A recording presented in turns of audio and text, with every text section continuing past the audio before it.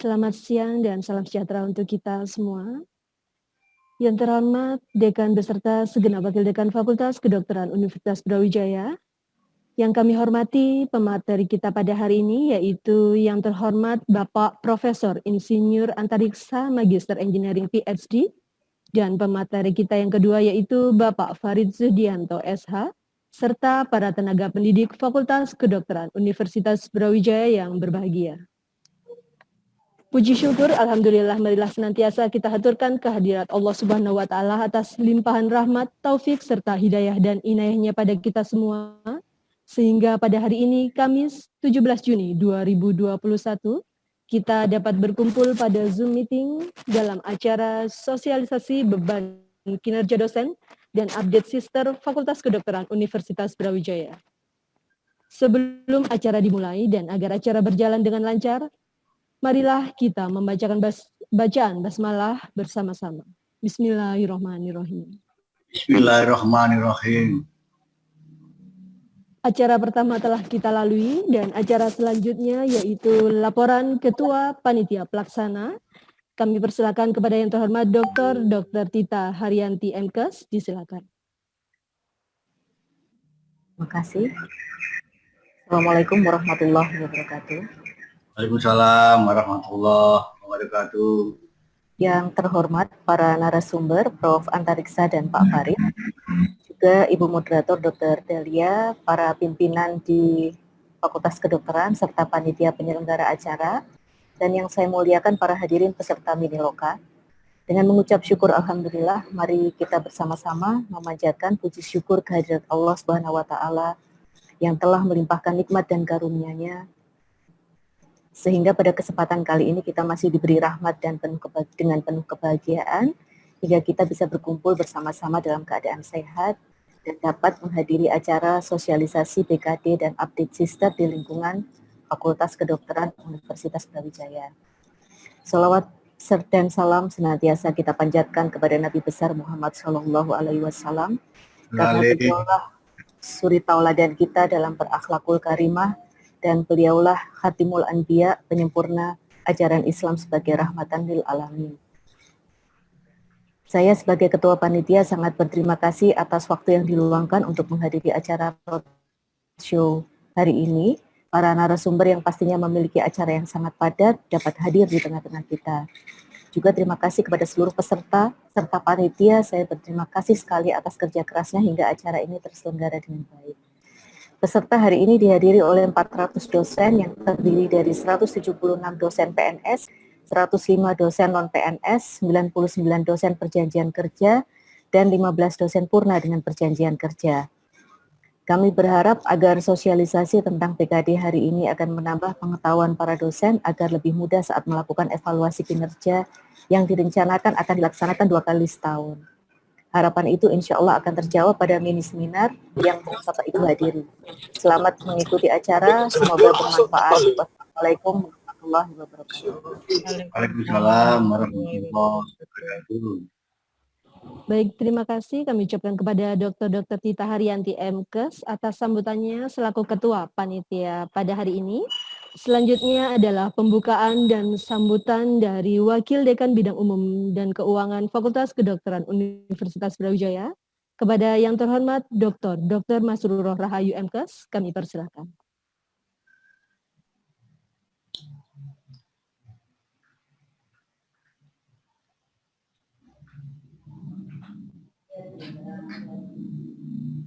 Assalamualaikum warahmatullahi wabarakatuh. Apakah suara saya sudah bisa didengar ya? Jelas dok, jelas. Baiklah, yang saya hormati narasumber Prof. Antariksa dan Pak Farid, yang saya hormati Bapak Dekan dan Wakil Dekan. Bapak Dekan pada hari ini mohon maaf belum bisa bergabung bersama kita karena ada keperluan di rektorat. Yang saya hormati para peserta dan panitia sosialisasi PKD dan update sister pada siang hari ini. Marilah kita ucapkan syukur kepada Allah Subhanahu wa Ta'ala, di mana pada siang hari ini kita mendapat kenikmatan bisa berkumpul dan menimba ilmu dan pengalaman dari para narasumber, serta nanti kita akan berdiskusi dalam acara sosialisasi BKD dan update sister pada siang hari ini. Harapan kami mudah-mudahan acara ini nanti membawa manfaat, mendapatkan kita menjadi lebih lancar dalam melaksanakan kewajiban, melaporkan apa yang sudah kita kerjakan selama sebagai aktivitas kita sebagai dosen. Untuk mempersingkat waktu, selanjutnya marilah kita bersama-sama mengucapkan basmalah untuk memulai acara ini. Kita ucapkan basmalah bersama-sama. Bismillahirrahmanirrahim. Saya kira itu sambutan dari saya.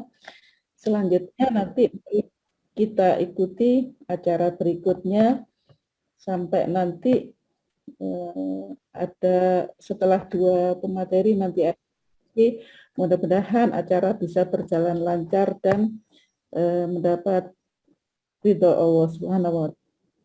Saya akhiri sampai di sini. Wassalamualaikum warahmatullahi wabarakatuh. Waalaikumsalam warahmatullahi wabarakatuh. Terima kasih kami ucapkan kepada Dr. Masruroh Rahayu MKes atas sambutannya. Sebelum kita memasuki acara materi dan diskusi, kami mohon kepada Bapak Ibu sekalian untuk dapat mengaktifkan video kamera karena akan ada sesi dokumentasi.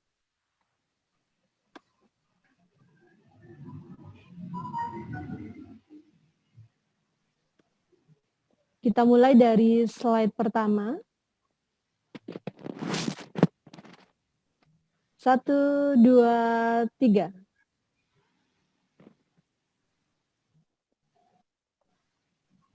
Untuk slide kedua, bersiap-siap. 1, 2, 3.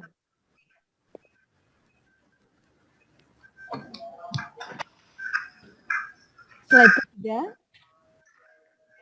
1, 2, 3.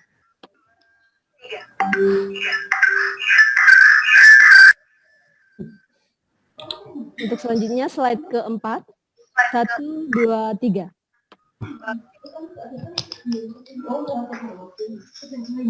Slide kelima. Oke, Mbak ya.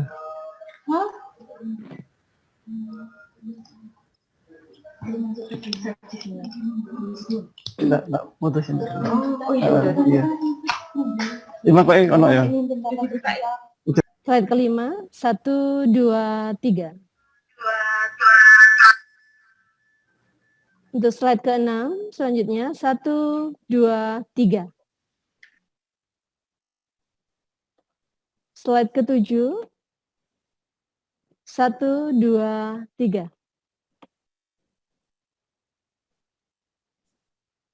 Slide ke-8, 1, 2, 3. Slide ke-9,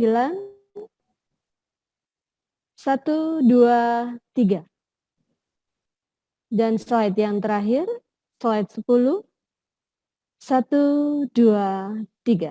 Terima kasih kepada Bapak Ibu serta hadirin sekalian. Dan acara selanjutnya yaitu masuk ke acara inti, acara materi dan diskusi yang akan dipandu langsung oleh moderator. Kepada yang terhormat Dr. Delia Widasmara SPKK Konsultan, kami persilakan. Ya, terima kasih Mbak Nia. Assalamualaikum warahmatullahi wabarakatuh. Yang terhormat Dekan beserta jajarannya, yang terhormat pemateri di acara hari ini, dan para undangan sosialisasi BKD dan Sister. Sebelum mulai materi yang pertama, saya akan membacakan dahulu CV dari pemateri itu. Pertama, Profesor Insinyur Antariksa Master of Engineering PhD. Mohon maaf suara saya jelas ya. Ya, beliau S3 lulusan dari Kyoto Institute of Technology, unit kerjanya di Fakultas Teknik, program studi Magister Arsitektur, Lingkungan dan Binaan, dan jabatannya Ketua Tim BKD UB, Ketua Tim PTPS, dan PTU UB. Jadi sangat pas sekali untuk materi siang ini yang berjudul Beban Kinerja Dosen, Manfaat, Permasalahan, dan Solusinya. Untuk mempersingkat waktu, kami persilakan pemateri pertama, Prof. Antariksa. Silakan, Prof. Terima kasih, Ibu Moderator, Dr. Delia. Saya hormati Ibu Wakil Dekan, Dr. Rahayu, Ketua Panitia, Dr. Tita, dan MC-nya tadi Mbak Nia. Yang pertama, saya izinkan untuk bisa share screen, ya.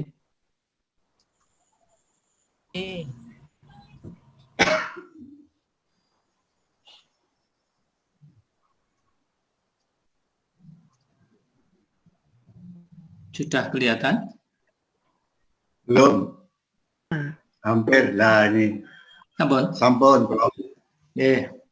Yang saya hormati Ibu, Bapak, yang hampir semuanya dokter semua ini ya. Selamat siang, salam sejahtera, Assalamualaikum warahmatullahi wabarakatuh. Yang pertama gini, ya, jadi BKD itu kan sudah rutinitas kita lakukan, tetapi ada yang sama, ada yang nambah, ada beberapa hal-hal yang baru. Tetapi yang paling penting kita nanti hanya akan menggunakan satu aplikasi. Apa itu? Sister. Ya, jadi mohon maaf, kita mungkin tidak akan menggunakan Siadu lagi, tetapi kita akan menggunakan aplikasi Sister. Sister ini akan terbuka nanti di awal Juli. Layanan BKD-nya itu akan dimulai pada pada awal bulan Juli. Kemudian kita akan melaporkan tidak setahun 2 kegiatan, tetapi mungkin per semester. Sehingga apa yang akan Bapak, Ibu, dan saya lakukan di BKD pada tahun ini nanti akan kami laporkan di bulan November. Jadi itu yang pertama yang menjadi poin adalah kita akan menggunakan sistem. Hal yang kedua yang paling penting adalah update. Nah, mohon update itu bisa dimulai hari ini, tetapi ada update yang inputnya itu tidak bisa dilakukan oleh saya sendiri dan Bapak Ibu. Nanti akan saya jelaskan. Ya, tidak bisa kita lakukan, itu harus diinputkan oleh feeder yang ada di masing-masing jurusan. Tapi kita mulai di awal dulu saja supaya untuk menyingkat waktu. Ada beberapa hal yang bisa kita lihat perubahan antara yang 2010 dan 2021. Jadi pelaksanaannya yang dulu mungkin tidak terstandar, sekarang lebih terstandar karena ada Permendikbud nomor 3 tahun 2020 pasal 30 ayat 5. Dulu capaiannya itu kegiatan dosen, tetapi sekarang lebih pada output dan outcome-nya. Kegiatan dosen tidak terstandar, tetapi sekarang lebih terstandar, yaitu Tridharma pengabdian, kemudian ditambah lagi satu kebijakan MBKM, Merdeka Belajar Kampus Merdeka. Sehingga perubahan-perubahan yang ada di PO-BKD 2021 banyak sekali perubahan, terutama untuk kegiatan-kegiatan mahasiswa. Sehingga kalau Ibu Bapak membimbing mahasiswa dalam seminar, dalam sayembara, dalam kegiatan ilmiah itu SKS-nya sekarang menjadi besar. Dibandingkan kalau saya menulis publikasi ilmiah terakreditasi atau terindeks fokus Q1 pun itu SKS-nya akan sama. Kenapa bisa demikian? Karena melayani mahasiswa itu berarti ada output-nya dan nanti pasti ada outcome-nya. Tetapi kalau saya pribadi menulis dalam jurnal ilmiah terakreditasi terindeks fokus Q1, output-nya ya untuk saya. Ya, mungkin outcome-nya ya untuk saya. Nah, sekarang dengan perubahan yang di dalam BKD baru ini, banyak hal-hal yang melayani mahasiswa itu menjadi prioritas-prioritas yang utama. Nah, itu poin yang pertama itu. Nah, kemudian ada beberapa hal, yaitu lebih pada kegiatan-kegiatan jam-jam di luar magang dan sebagainya. Nah, itu nanti banyak poin di situ. Nah, kinerja dosen tidak dibatasi. Jadi begini Bapak Ibu, nanti silahkan memasukkan SKS. Misalnya Ibu Bapak semester ini mengajar sampai 30 SKS, dimasukkan aja semua. Nanti yang akan kita gunakan adalah 12 sampai 16 SKS, sisanya itu bisa masuk menjadi beban lebih. Ya otomatis itu rewardnya sudah ada ya, jadi karena Bapak Ibu sudah mendapatkan remunerasi ya itu rewardnya berarti. Jadi nanti bisa dimasukkan semua yang dilakukan di semester ini, ya. Kemudian beban lebihnya itu jadikan beban lebih yang kita gunakan nanti 12 sampai 16 SKS. Hal yang penting nanti yang akan kita laporkan ya di akhir November nanti yang Ibu Bapak harus kerjakan adalah kegiatan semester genap 2020-2021 ini yang telah berjalan dan selesai ini. Itu nanti yang kita laporkan. Ya, bukan yang ganjil, tetapi yang akan kita laporkan adalah yang semester genap ini 2020-2021.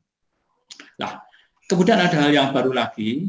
Kalau yang sebelumnya itu kewajiban khususnya itu hanya untuk profesor, sekarang ada kewajiban khusus untuk asisten ahli, lektor, rektor kepala, dan profesor. Nanti akan saya jelaskan di akhir. Jadi ada kewajiban khusus selama 3 tahun nanti. Harus dipenuhi. Ya. Nah, kemudian data-data ini itu akan berkaitan dengan karir dosen, ya.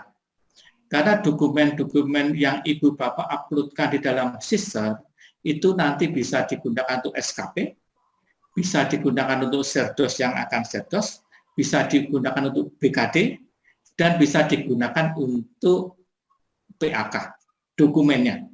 Ya, tapi pelaksanaannya itu nanti urusannya masing-masing. Yang SKP ya ke SKP, yang BKD ya aturannya ikuti BKD, yang PAK ya aturannya ikut PK. Tetapi dokumennya itu bisa digunakan 4 tadi. Yang semua disimpan di dalam sister. Yang berikutnya, yang dulu menjadi beban, kita mencoba mereduksi. Yang dulu tadinya luring, sekarang kita lebih pada kegiatan-kegiatan yang sifatnya daring. Ya, nanti online semua. Kemudian portofolio BKD dokumen yang secara kumulatif digunakan untuk pengembangan karir dosen, ya sama. Jadi dokumennya nanti bisa untuk SKP, bisa untuk BKD, kemudian bisa untuk PAK, dan untuk serdos. Dan capaian kinerja itu akan berkontribusi. Jadi Ibu Bapak, nanti di dalam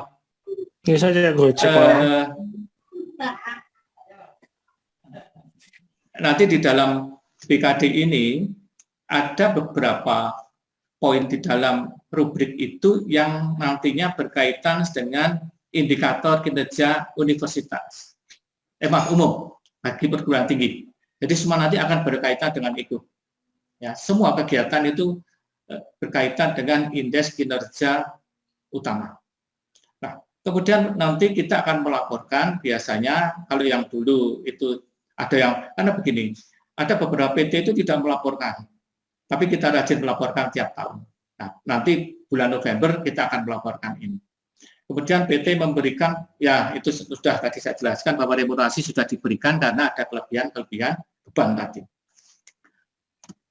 Nah, ini adalah matriksnya. Yang pertama, regulasinya dasar hukumnya kuat, ada Undang-Undang Guru dan Dosen ya, nomor 7 tentang BKD, kemudian Undang-Undang 12 2012 tentang pendidikan tinggi, kemudian ada Permendikbud nomor 20 2017 yang berkaitan dengan LK dan GP ada kewajiban khusus. Kemudian ditambah Permendikbud 3 2020 pasal 30 tentang standar nasional dikti. Kemudian yang terakhir yang kami kirimkan juga kemarin itu berkaitan dengan keputusan Dirjen Dikti berkaitan dengan petunjuk operasional beban kerja dosen tahun 2021. Nah, ini regulasinya. Nah, kemudian dari regulasi tadi ya coba kita implementasikan.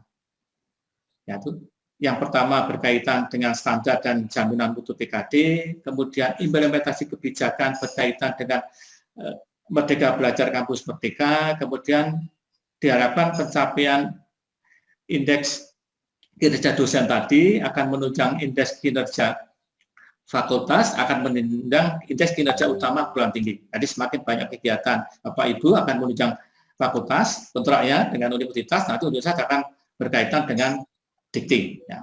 Kemudian pencapaian IGU pada PT berkontribusi IGU kementerian, ya jelas. Jadi kalau nanti kegiatannya di fakultas itu besar, menyumbangkan ke universitas, ya universitas akan menyumbangkan IGU yang besar kepada kementerian. Nah, kemudian BKD sendiri sama Bapak Ibu dengan tahun-tahun sebelumnya adalah 12 sampai 16 SKS per semesternya. Ya. Kemudian B itu adalah pelaksanaan pendidikan dan nanti saya jelaskan, dan C itu adalah penelitian. Jadi tetap sama jumlahnya, tidak boleh kurang dari 9 SKS. Dari komponen pelaksanaan pendidikan dan penelitian. Ya, tidak boleh kosong. Dan maksimal total 16 SKS. Antara 12 sampai 16, kecuali dosen yang ditugaskan. Jadi rektor sampai ketua jurusan. Itu kan ditugaskan. Mereka hanya berkewajiban mengisi pada poin pelaksanaan pendidikan saja. Ya, jadi masing-masing minim 3 SKS per semester, total 6 SKS dalam satu tahun. Tetapi ini nanti kita melaporkannya akan hanya per semester, jadi berarti maksimal 3 SKS dalam 1 semester.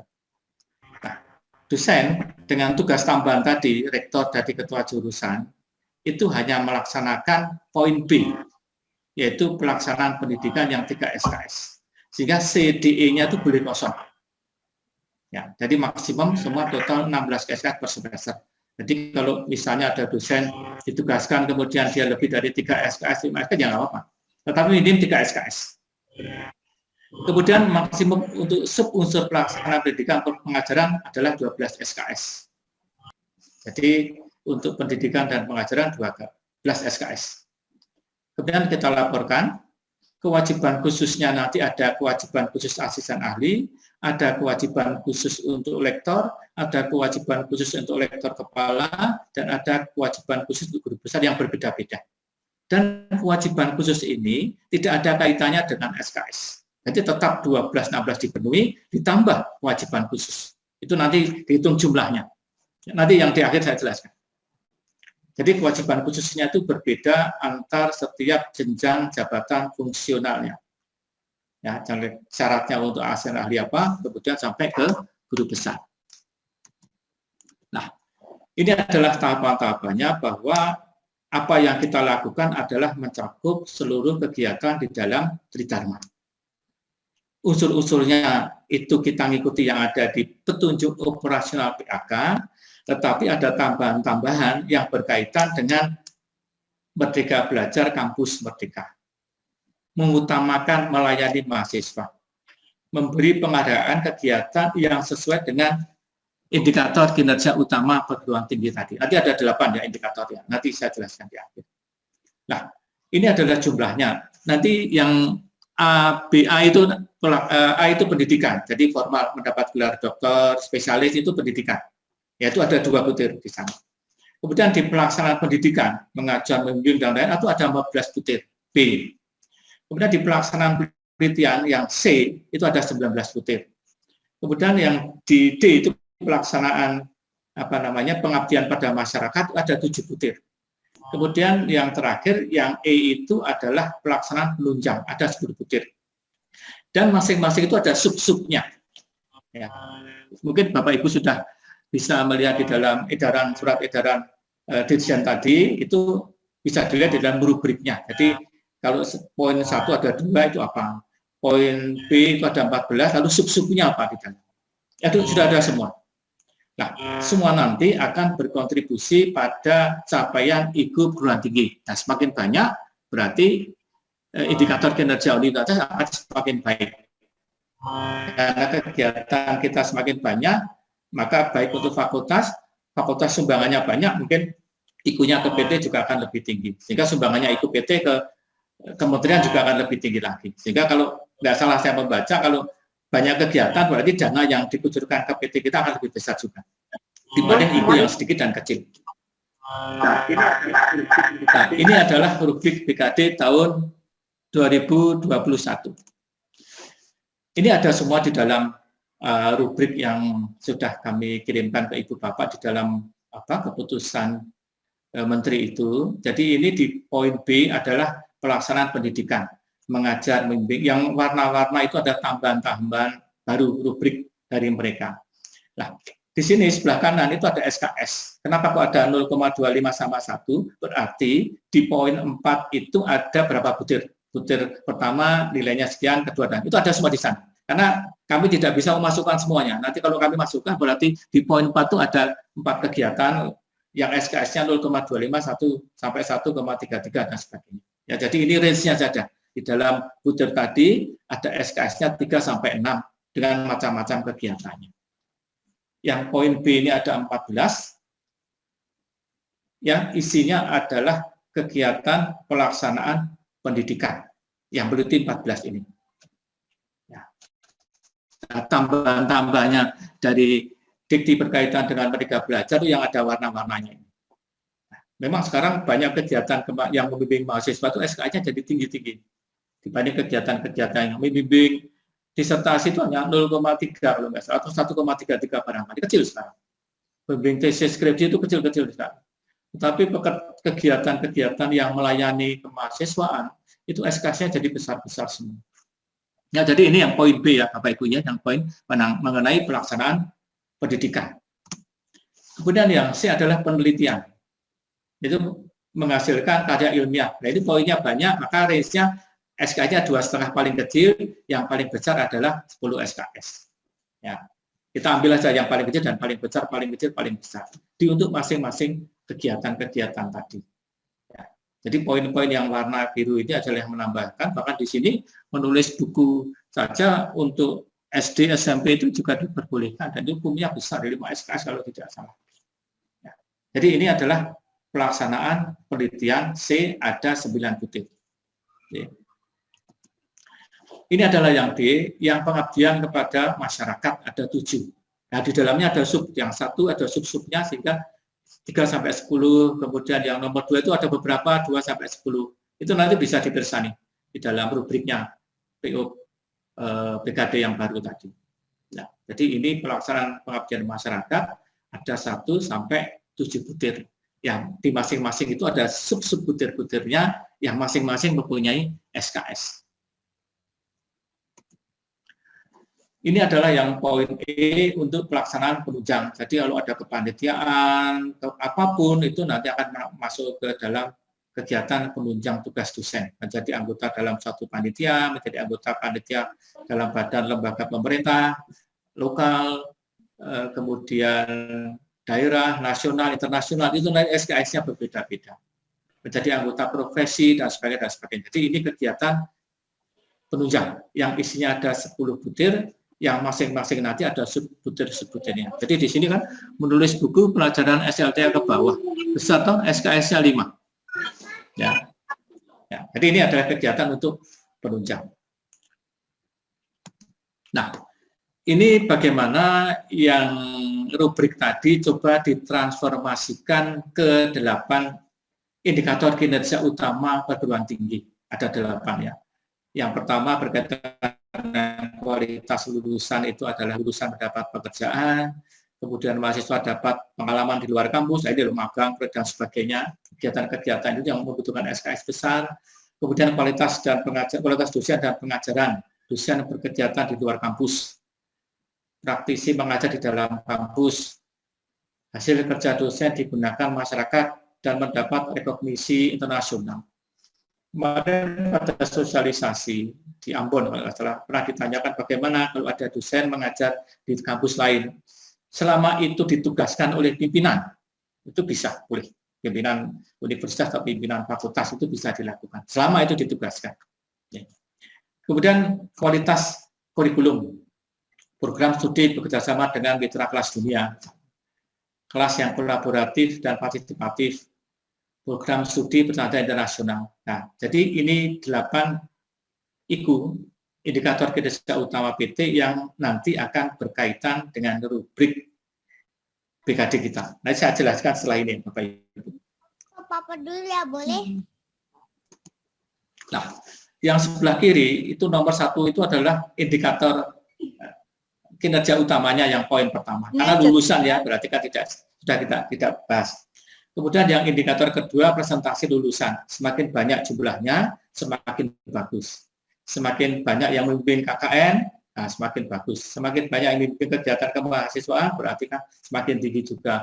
Banyak yang membimbing mahasiswa berkegiatan dalam implementasi Merdeka Belajar, ini SKS-nya tinggi, Bapak Ibu ya, yang di kanan ini.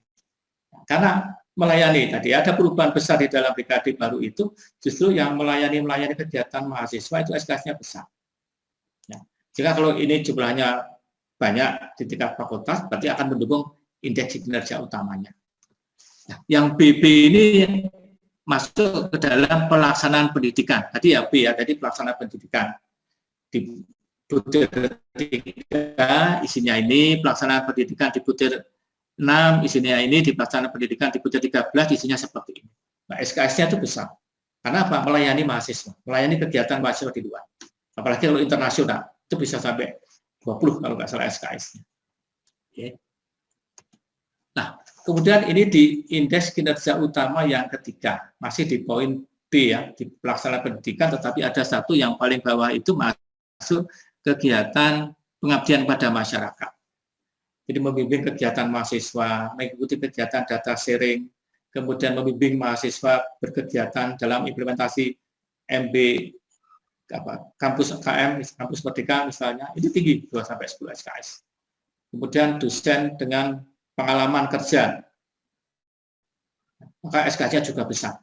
Ya, jadi ini indikator kinerja yang poin 3 itu ada di dalam rubrik BKD pada bagian pelaksanaan pendidikan dan satu ada di penunjang.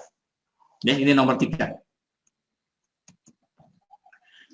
Kemudian ini adalah indikator kinerja yang keempat, itu akan menunjang pada pendidikan.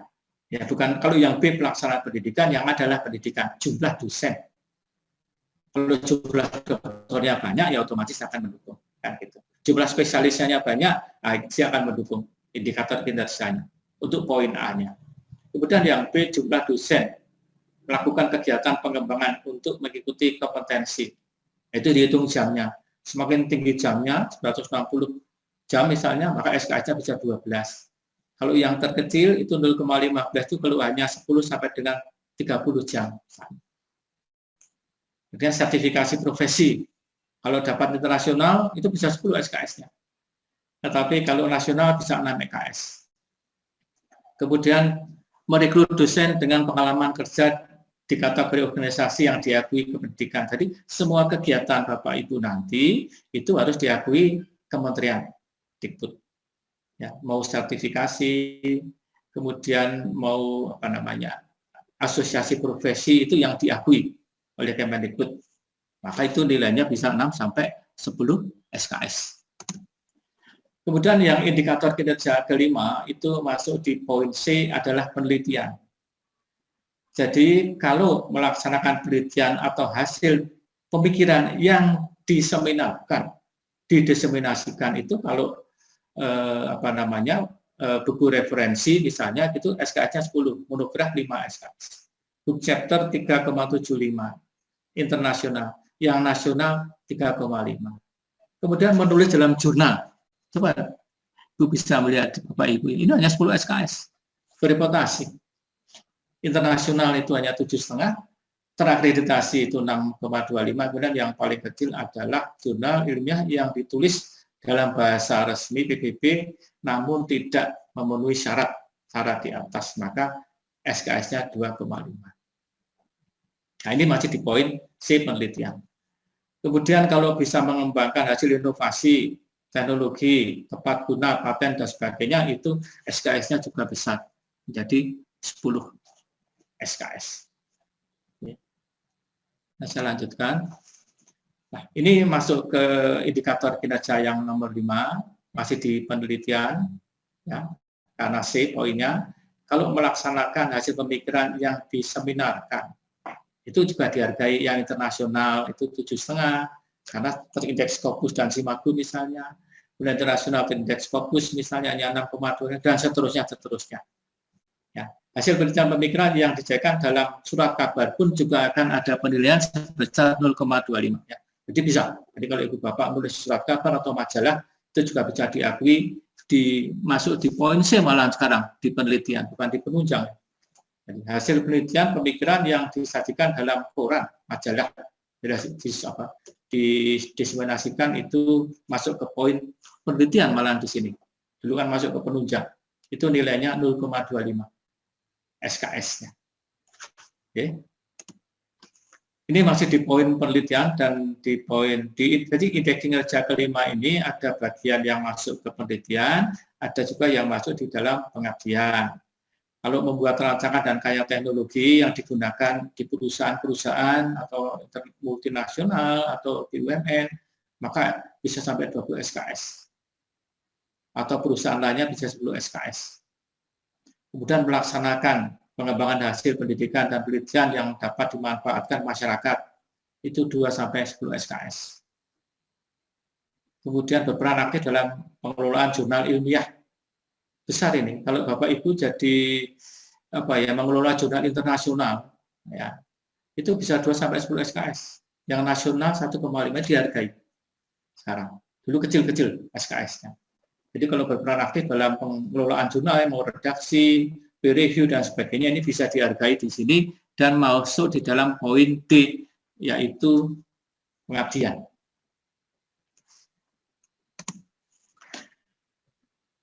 Kemudian ini indeks kinerja 60.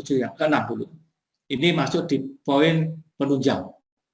Jadi kalau merencanakan atau menjadi bagian dari tim kepanitiaan dan sebagainya, baik itu mitra kelas dunia, itu SKS-nya 3-6 SKS. Kemudian di indikator ke-7, ya, kalau kita bisa melaksanakan perkuliahan, pengajaran tutorial, tatap muka, dan sebagainya, itu 1-2 SKS. Tapi seperti dulu, nanti Fakultas Kedokteran Hewan, dan Kedokteran Gigi, untuk yang pembelajaran ini silahkan menggunakan rubriknya sendiri. Ya, ini hampir sama seluruh Indonesia juga demikian. Jadi berbeda dengan rubrik-rubrik yang lainnya. Monggo saja silakan, itu tidak masalah karena sudah terlaksana sejak dulu. Berbeda ya cara perhitungannya, SKS-nya dan tatap mukanya dengan yang lainnya. Kalau dari Dekti hitungannya kan jumlah kehadiran dibagi 16 kalikan SKS-nya. Jadi kalau saya hadir 5 kali, ya 5/16 kalikan SKS-nya, itu SKS kinerja saya pada mata kuliah itu. Ya. Nah, kemudian saya lanjutkan yang terakhir, ini yang ke-8, indeks kinerjanya, ini masuk di poin E, yaitu masuk poin penunjang, yaitu merencanakan atau menjadi bagian dari tim peningkatan mutu program studi misalnya. Akreditasi ya, internasional, nasional, ini SKS-nya 3-6. Jadi poin-poin penting ya tidak semuanya di dalam rubrik tadi itu sudah masuk ke dalam 8 indikator kinerja utama perguruan tinggi. Jadi ini penjelasan indikator kinerjanya. Tadi yang atas saya menjelaskan ada perubahan-perubahan di dalam rubrik tadi yang banyak melibatkan kegiatan-kegiatan mahasiswa dan ada perubahan-perubahan SKS di sana. Itu tadi yang pertama. Tapi yang kedua ini tadi bagaimana keterkaitan rubrik ini dengan indikator kinerja pada masing-masing poin A, B, C, D, dan E tadi. Nah, sekarang ini yang penting, Bapak Ibu ya. Ada perubahan baru, ada peraturan baru yang dilakukan di dalam BKD ini untuk dosen dengan jabatan akademik, ajar ahli, dan lektor berkewajiban menulis buku ajar, buku teks, atau publikasi ilmiah. Kewajiban ini harus dipenuhi dalam waktu 3 tahun. Harus dipenuhi. Ajar ahli menulis buku ajar, buku teks, atau publikasi. Jadi Bapak Ibu bisa menulis buku atau bisa publikasi ilmiah. Berapa jumlahnya? 1. Dalam waktu berapa? 3 tahun. Keterangannya dapat sebagai penulis utama atau pendamping. Boleh pertama, boleh pendamping. Dan yang lektor juga harus ada kewajibannya. Dalam waktu 3 tahun. Menulis buku ajar, atau teks, atau publikasi ilmiah. Berapa jumlahnya? 1. Dapat sebagai penulis utama atau pendamping. Ya. Jadi ini tambahan ya, kewajiban dalam 3 tahun. Dulu nggak ada. Nah, tapi yang baru ada kewajiban yang harus dipenuhi oleh seorang ajar ahli dan rektor bisa buku ajar, bisa buku teks, ya, atau publikasi ilmiah. Ini yang baru. Nah, nanti kita diskusikan. Nah, ini berdasarkan Permendikbud nomor 20 tahun 2017 ya, di pasal 4 dan pasal 8. Pasal 4 itu berkaitan dengan rektor kepala dan pasal 8 itu berkaitan dengan profesor, maka ada kewajiban khususnya. Kalau yang rektor kepala itu paling sedikit tiga karya ilmiah yang diterbitkan dalam jurnal nasional terakreditasi. 3 ya. Yang salah satunya adalah penulis utama atau pertama. Atau, nah ini ada ataunya. Kalau tidak 3 tadi, bisa 1 jurnal internasional atau paten atau karya seni. 1 saja dapat sebagai penulis utama atau pendamping. Bisa pertama, bisa pendamping.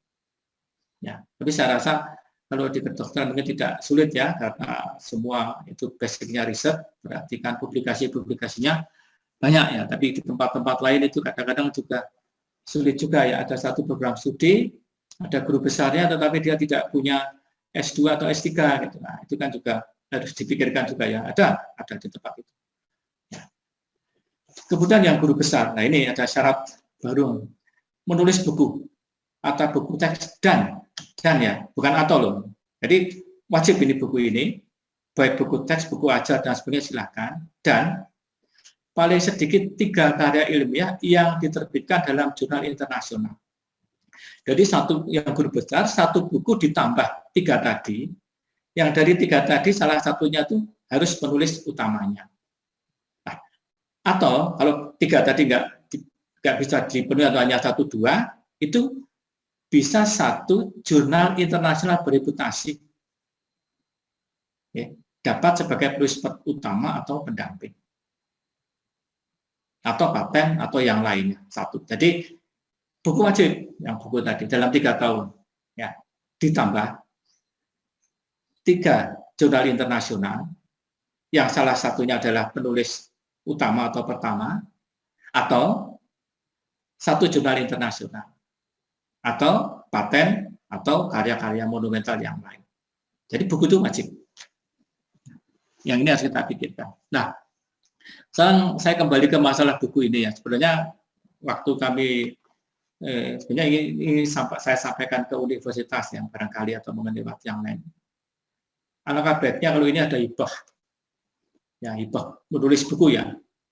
Jadi dosen menulis buku ya. Jadi bukan dokter mengabdi, maaf ya, bukan dokter mengabdi atau berkait, tapi kalau lebih baik ini kan dosen menulis buku yang justru ini akan menunjang indikator kinerjanya fakultas dan universitas. Sekarang posisinya UB itu sudah di nomor 2. Kalah dengan Universitas Andalas kalau nggak salah, Unpad atau Andalas. Dalam menulis buku. Di Universitas Andalas itu sudah 2006. Kita jumlahnya baru 1.886, turun ke ranking kedua. Nah, jadi ini saya menyarankan kalau bisa ada hibah ini. Nah, syukur kalau di Fakultas Kedokteran bisa mengadakan hibah ini. Ya semua penting, penelitian juga penting kan. Tapi ini kan menjadi syarat utama bagi yang asisten ahli, rektor, dan yang guru besar. Nah, kemudian saya juga menyarankan begini Bapak Ibu ya, kalau ini disetujui ya, kalau ini disetujui saja di Fakultas Kedokteran. Tapi kadang-kadang ada yang sulit juga ya. Misalnya begini, kalau ada guru besar yang nulis buku, ya, itu kalau bisa mengajak yang lektor, yang satu labnya lah barangkali. Yang lektor kepala, lektor atau asisten ahli barangkali. Nanti kebalikannya mungkin bisa jadi yang rektor kepala atau rektor pada nulis publikasi bisa mengajak temannya yang lainnya. Ya, karena buku itu menghitungnya. Bukan kalau di dalam BKD itu kan dibagi ya.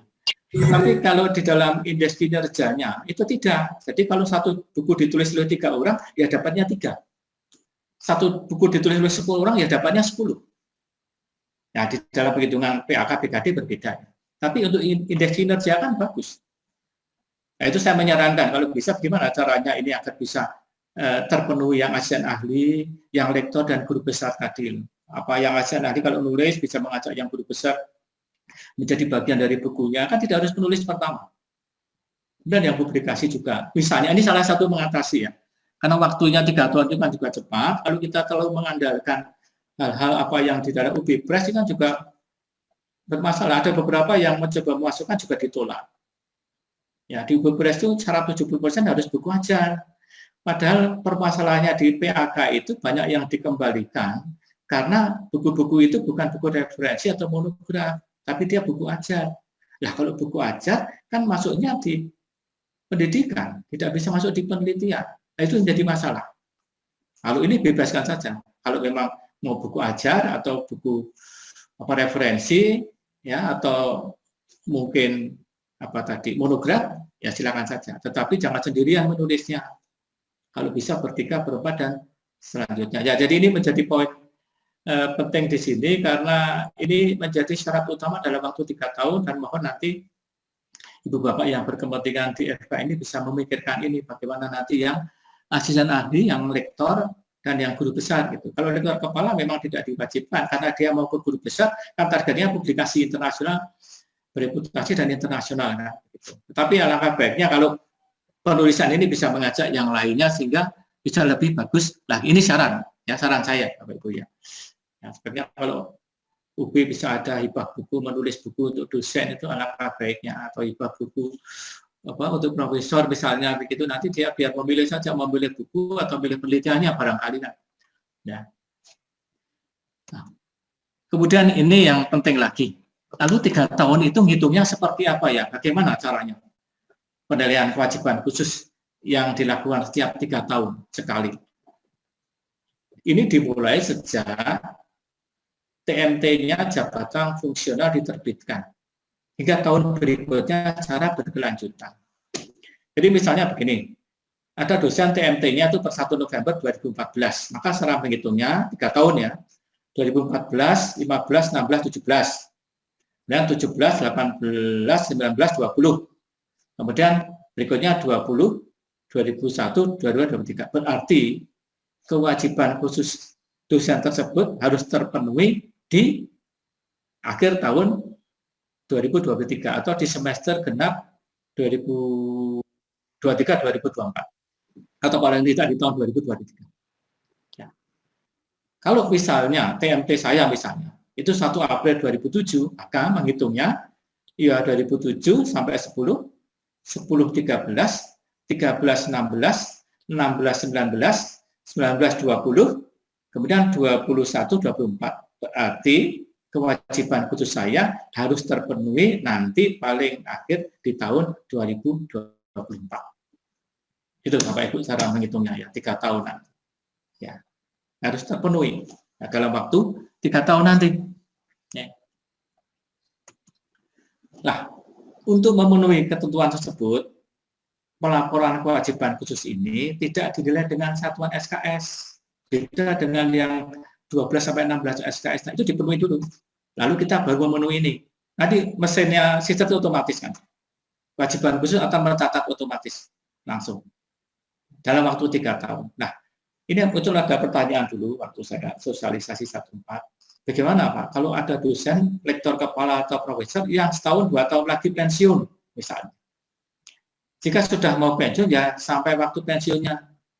Jika sudah dipensiun oleh PT Pangkalan Data Dikti secara otomatis akan berhenti juga kewajibannya.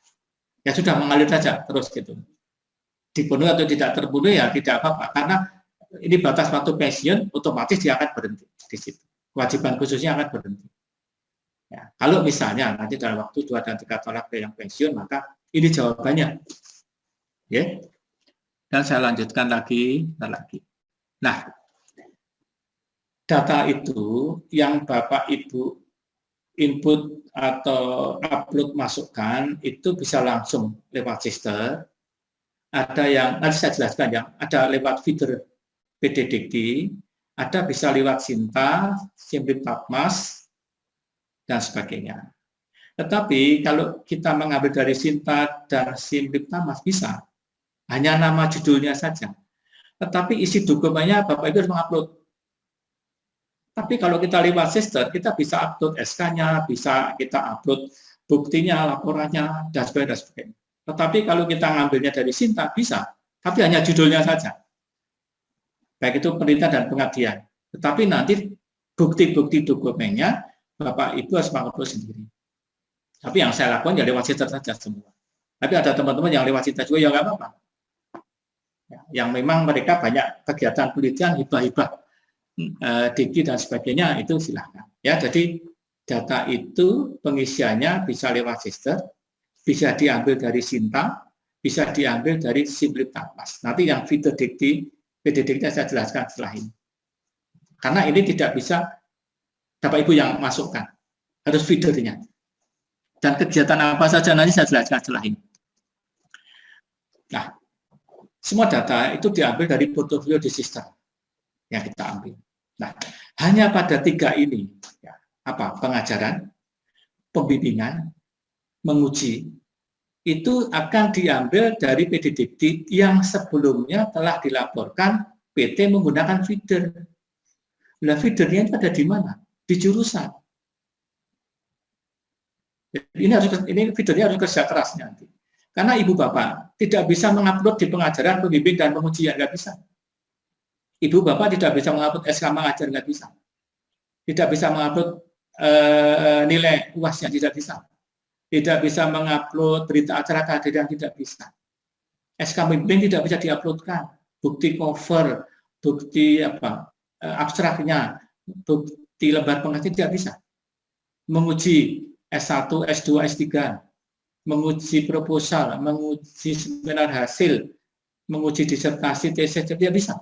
Ini semua adalah feeder yang ada di jurusan yang menguploadkan atas permintaan Bapak Ibu. Mereka yang menginputkan. Maka kalau Ibu buka di sister, di pendidikan, 3 poin itu nggak bisa diapa-apain. Tapi yang di bawahnya seperti membimbing dosen yang lebih mudah, penghargaan, itu bisa semua Ibu Bapak menguploadkan. Tetapi yang ini tidak bisa. Nah, apabila ada mata kuliah, bimbingan, pengujian, dan segala aktivitas bahasa yang tidak ada dan tidak diinputkan oleh feeder, dosen harus melaporkan ke admin feeder masing-masing perguruan tinggi. Akhirnya itu di-input. Jika kalau Bapak Ibu mengajar mata kuliah di semester genap ini tidak ada, nah itu feedernya tidak menginput. Itu penting feeder ini ya, karena mengajar, membimbing, menguji itu tidak bisa kita masukkan sendiri. Kalau yang penelitian, pengabdian, penunjang semua bisa. Tapi hanya 3 poin ini. Ya mungkin ini baiknya menurut saya adalah ada keseragaman barangkali. Ya bisa jadi yang kemarin-kemarin di Siatu itu ada 1 mata kuliah diambil 3 dosen pun tidak seragam. Nilai yang diupload nggak sama antar 1 dosen. Berita acaranya juga bisa berbeda-beda. Nah kan jadi tidak tertib ya, satu administrasi di 1 jurusan misalnya. Nah barangkali ini bisa seragam sama. Karena diuploadkan oleh feedernya bagian pengajaran misalnya. Oh ini membimbing SK-nya ini. Buktinya apa? Oh, ini covernya tesis. Oh ini lembar pengesahannya. Oh ini abstrak atau summary-nya. Sama kan? Seragam ya. Menguji juga sama bukti-buktinya. Berita acara kehadirannya dan sebagainya. Jadi ini ada 3 hal yang Bapak Ibu dan saya pun tidak bisa. Dengan cara apapun tidak akan bisa. Maka tugas tanggung jawabnya adalah feeder yang ada di program studi atau di jurusan. Nah, ini adalah aktivitas kemahasiswaan yang Bapak Ibu tidak bisa menguploadkan di tempat itu. Laporan akhir, tugas akhir, tesis, disertasi, kuliah kerja, dan semuanya ada di sini itu kita tidak bisa memasukkan. Itu harus feeder yang memasukkan. Ya, magang, praktek kerja, kompetisi, kegiatan wirausaha, proyek kemahasiswaan, itu semua yang memasukkan adalah feeder. Jadi ini jenis aktivitas kemahasiswaan yang harus dimasukkan oleh feeder yang ada di prodinya masing-masing, jurusan masing-masing, yang kita sendiri tidak bisa memasukkan. Harus mereka yang menginputkan. Nah ini tugas beratnya di sini ya. Jadi ini bisa segera dimulai, paling tidak mulai besok dan sebagainya ya, karena informasi ini baru saya sampaikan pertama kali ya di Fakultas Kedokteran ini. Yang lainnya belum tahu tentang ini, fakultas-fakultas yang lainnya. Nah, mohon ini bisa dipercepat, selain Bapak Ibu memasukkan data-data di penelitian, pengabdian, dan penunjang. Pokoknya dapat data langsung diinputkan ke sistem, dapat dimasukkan, simpan aja di sana sih. Karena nanti BKD-nya itu kita buka, tinggal kita tarik, diklaim gitu aja. Ya, jangan nanti pada seperti Siadu itu kadang-kadang mau mulai baru kita upload. Kalau ini sebaiknya diupload saja. Ya supaya nanti tidak bersamaan dengan seluruh Indonesia ya, nanti kan bebannya juga jadi berat kan, memori dan sebagainya. Ya. Jadi mulai sekarang itu bisa dimasukkan, diuploadkan, kemudian yang hal-hal ini itu nanti diinputkan oleh feedernya jurusan. Nah, bukti kinerja dosen dilaporkan bisa juga. Kalau bukti lain itu bisa, tadi saya katakan penelitian, pengabdian, penunjang. Tetapi yang pelaksana pendidikan ini ya seperti bukti pengajaran membimbing nggak bisa. Mohon izin Prof. Anta mengingatkan waktunya. Ya, ini sudah selesai Bu, sudah selesai. Ya, jadi mohon ini di pengajaran itu bisa diinputkan aktivitas, tugas belajar, membimbing, menguji dan bagian dari pengajaran tadi. Cara saya itu, terima kasih.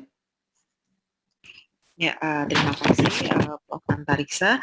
Untuk menghemat waktu, saya langsung ke pertanyaan ya, Prof. Monggo, silakan.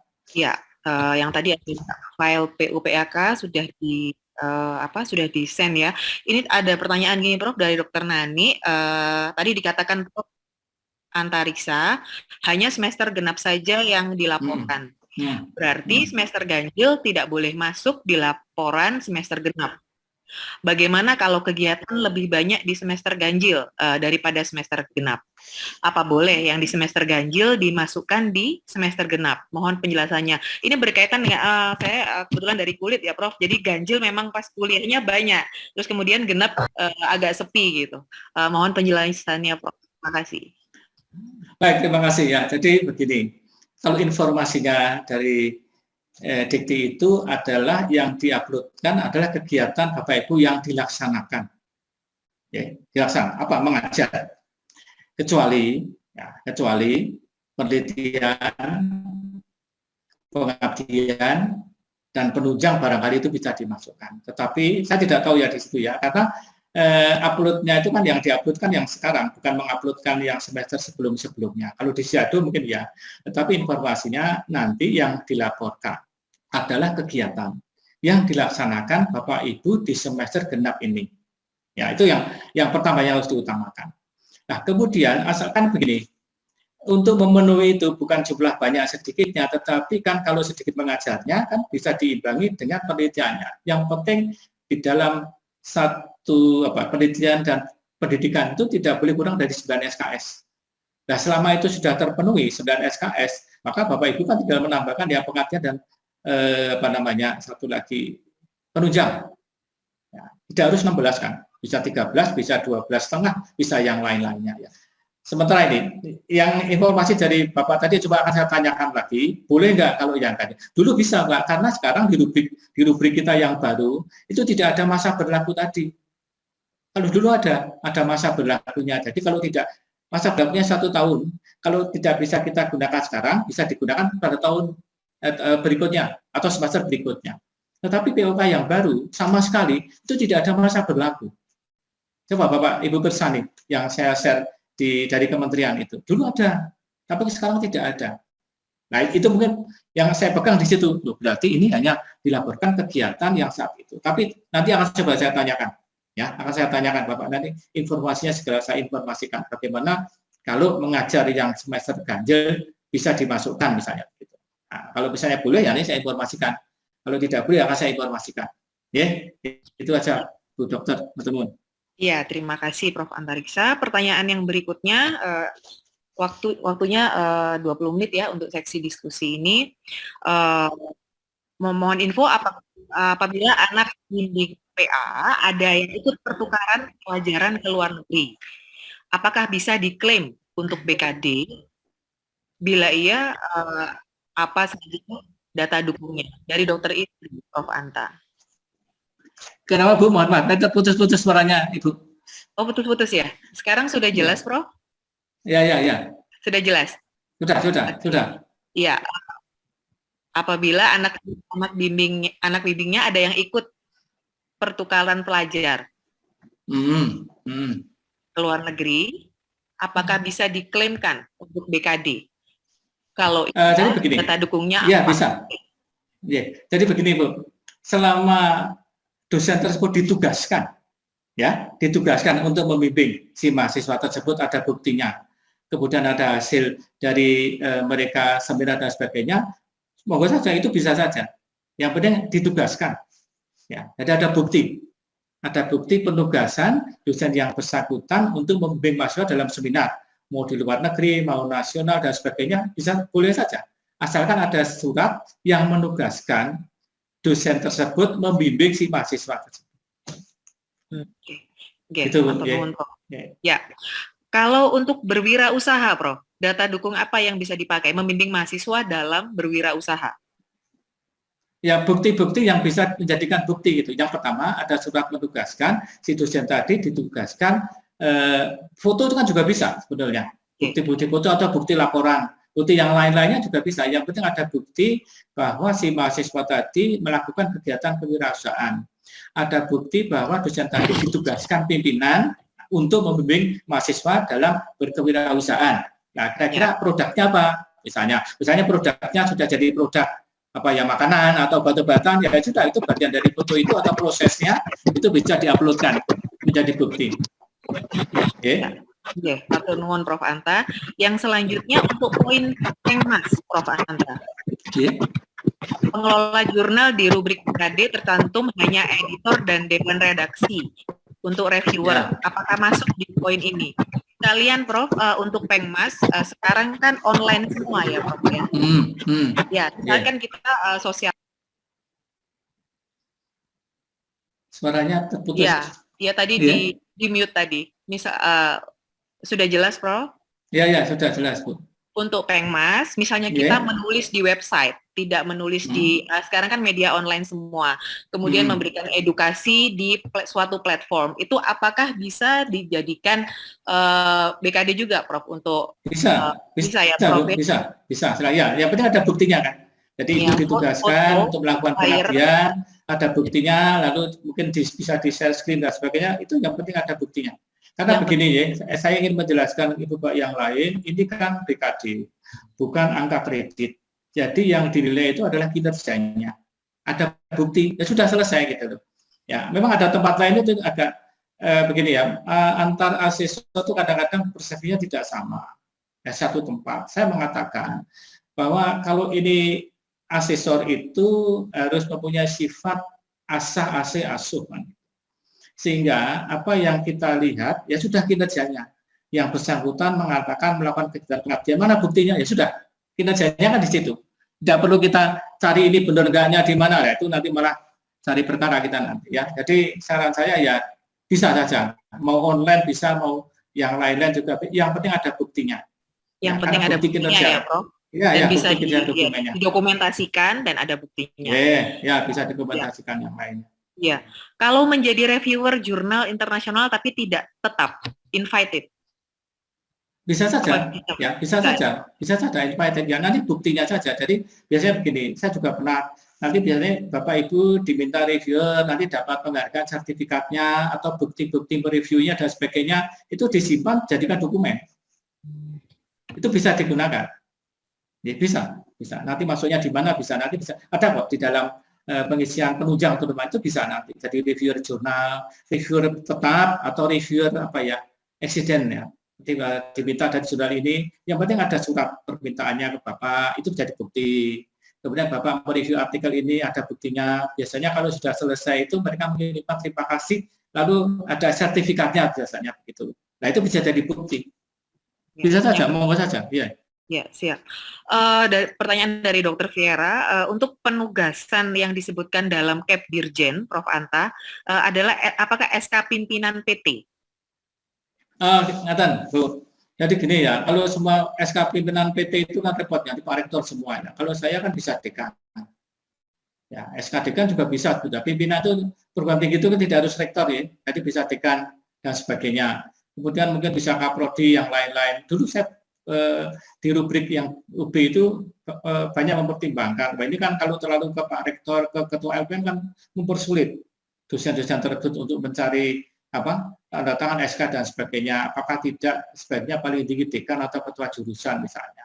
Ya. Tempat kami dulu kalau misalnya menulis jurnal dan sebagainya, saya minta udah SK-nya minta ke Kaprodi atau Kajur saja sudah cukup, tidak harus ke dekan. Iya. Ya dekan. Itu kalau saya lihat di tempat saya, Mbak, karena saya nggak tahu ya kalau itu nanti kaitannya dengan remunerasi ya, saya tidak tahu, mohon maaf ya. Tetapi saya justru berpikirnya itu lebih praktisnya saja.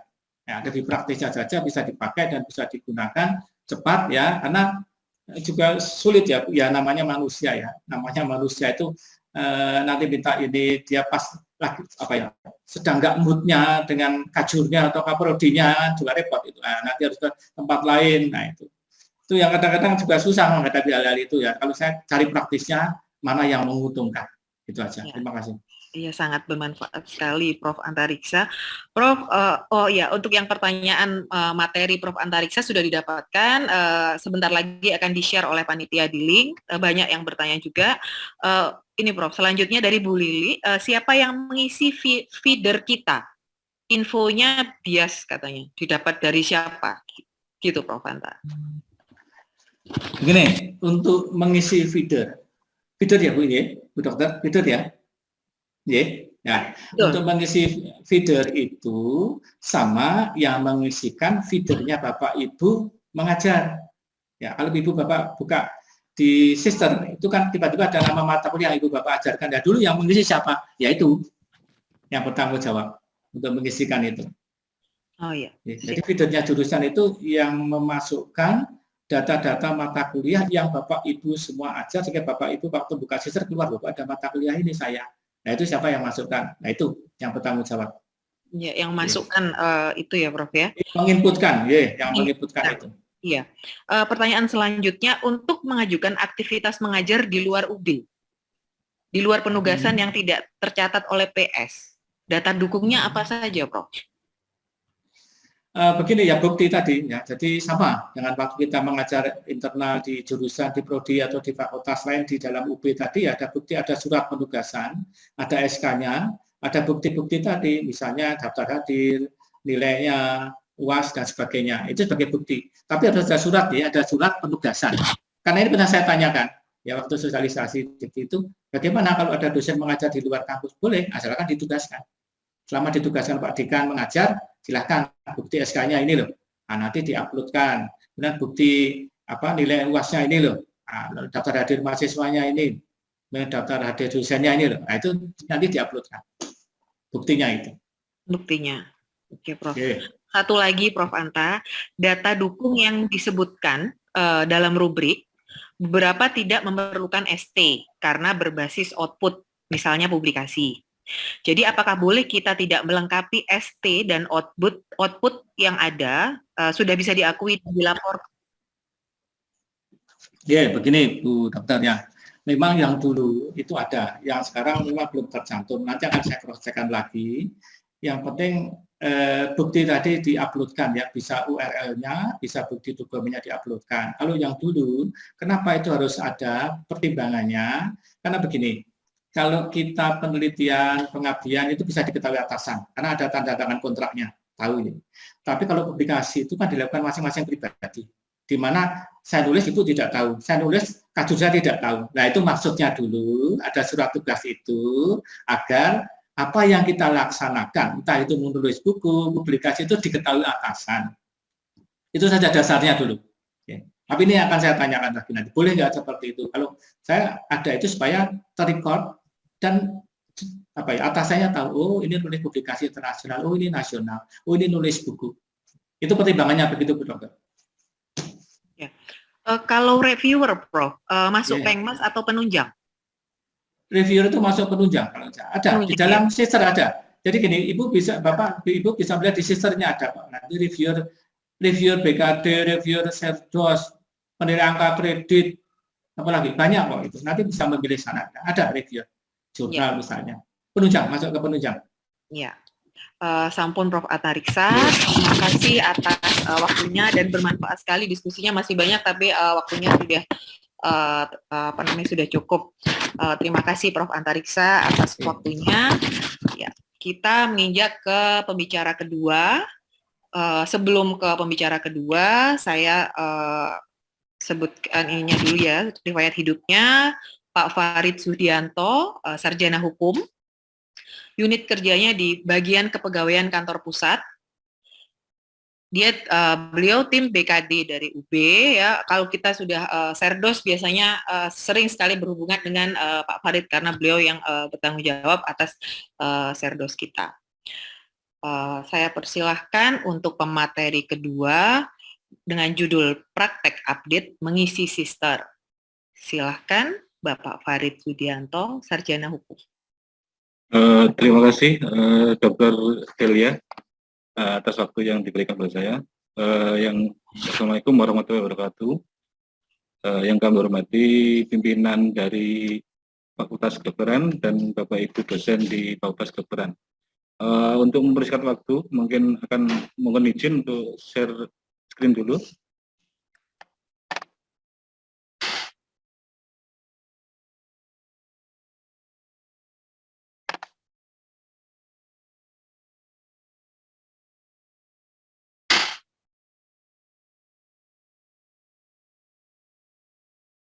Sudah tampil Bapak Ibu ya? Halo? Sudah Pak. Sudah, ya. Sampun. Jadi pertama kali yang dilakukan dosen adalah mengunjungi sister UB ASID, di mana nanti misalkan Bapak Ibu belum mendaftarkan NIDN, NUB dan atau NIK-nya, silakan mendaftar di pojok kiri atas itu. Dan mohon untuk yang sudah mendaftar dan masih memakai email selain UB bisa diganti dengan email UB. Untuk buku panduannya bisa di-download di s.ub.ac.id/panduan sister. Di situ sudah kami cantumkan untuk panduan sisternya. Untuk persiapkan untuk update data pribadi di sister, yaitu 1 KTP, kartu keluarga, atau akte nikah, NPWP, SK CPNS, SK pangkat, SK jabatan fungsional, ijazah dan transit. Untuk yang lulusan luar negeri wajib ada SK penyetaraan dari Dikti.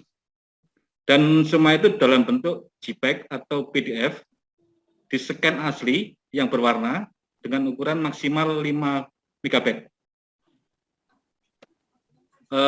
Untuk merubah username dan password itu bisa Bapak Ibu lakukan, di mana di pojok kanan atas itu ada pengaturan, lalu nanti akan muncul ubah username, itu akan merubah email Bapak Ibu yang untuk loginnya, dan Bapak Ibu bisa merubah password juga dengan klik diubah password.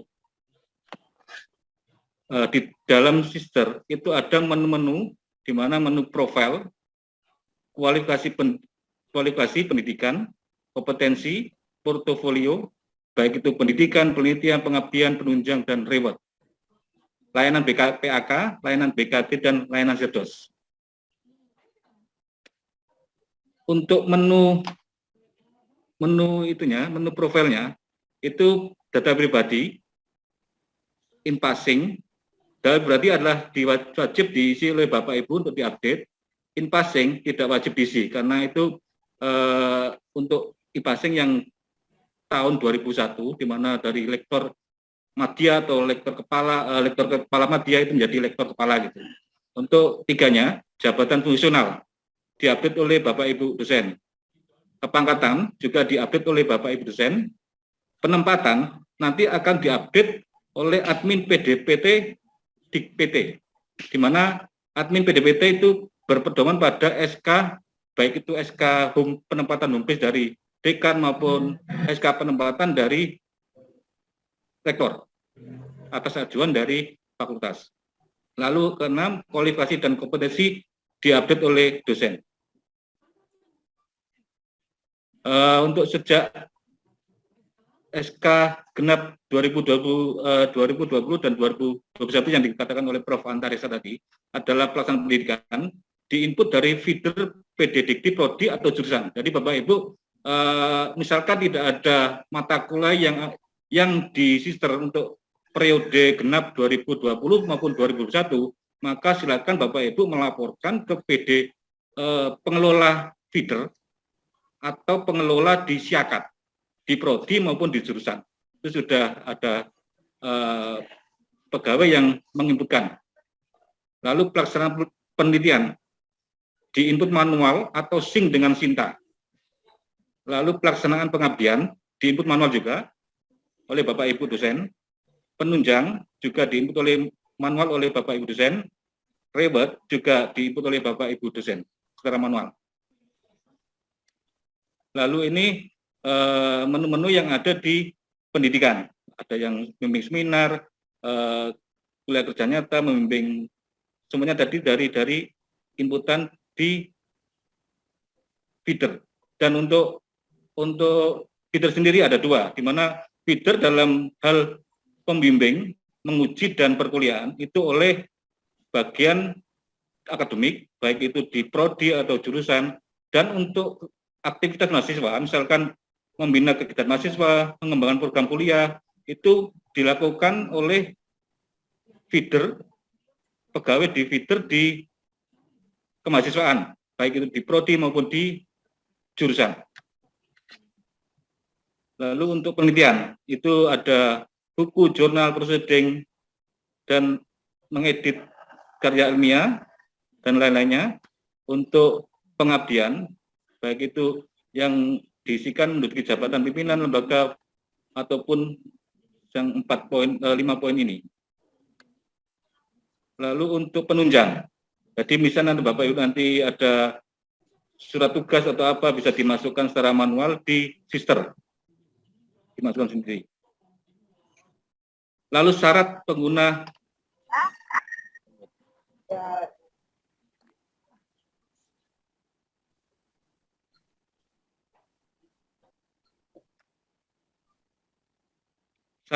portofolio dosen.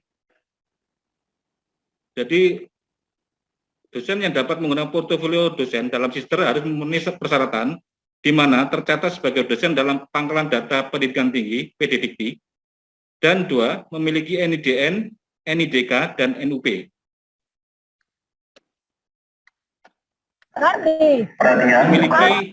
Memiliki akun sister. Jadi Bapak Ibu harus yang sudah memiliki NIDN, NIDK, dan NUP, silakan daftar di sister.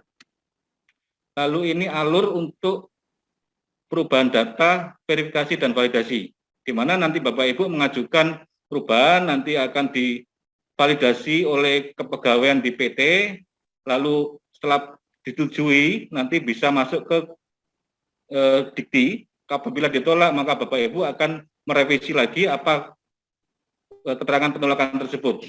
Setelah, jadi misalkan sudah divalidasi oleh kepegawaian PT, nanti tidak bisa langsung data tersebut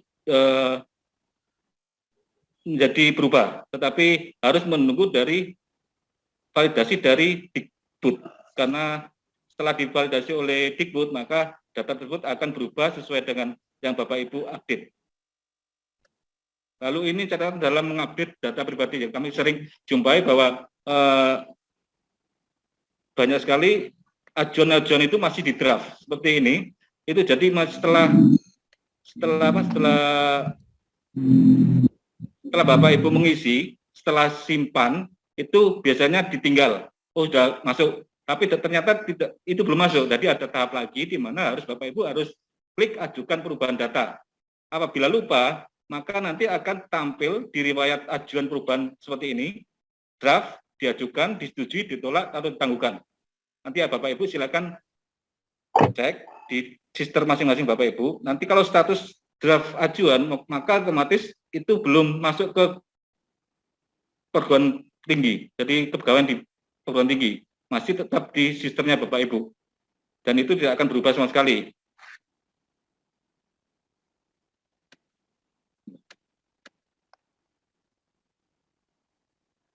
Sekarang mungkin untuk pengisian sistemnya seperti itu. Untuk BKD-nya sendiri, jadi peserta BKD adalah dosen PNS, dosen tetap non-PNS, dan dosen dengan perjanjian kerja baik itu Dokdiknis atau dan profesional di Unair Brawijaya. Kenapa kami ajukan dosen dengan perjanjian kerja Dokdiknis dan profesional? Karena menurut PO BKD sendiri, memang yang mengisi yang melaporkan yang melaporkan BKD adalah dosen tetap. Sedangkan karena Dokdiknis karena kan pengen mengajukan ke tingkat yang lebih atas, jabatan fungsional, misalkan dari lektor ke lektor kepala, dan semoga aja sampai ada yang ke guru besar.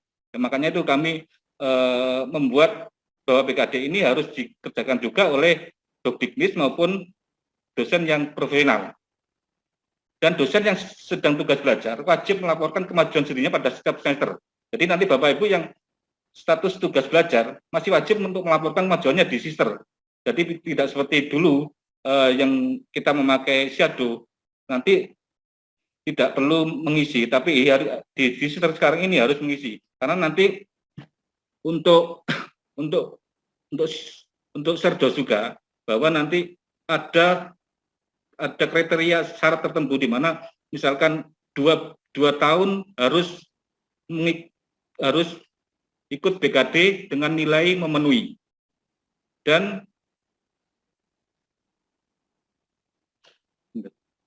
BKD memenuhi, dan nanti dihitung lagi bahwa TMT menjadi untuk masuk syaratnya, TMT-nya 2 tahun setelah menjabat jabatan fungsional, misalkan 1 Januari 2021, maka bisanya nanti pada 1 Januari 2023.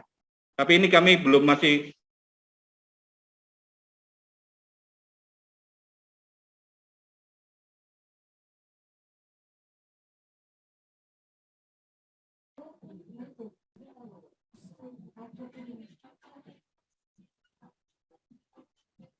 NIDN, NUP maupun NIDK. Dosen yang tidak melapor BKD adalah dosen purna tugas,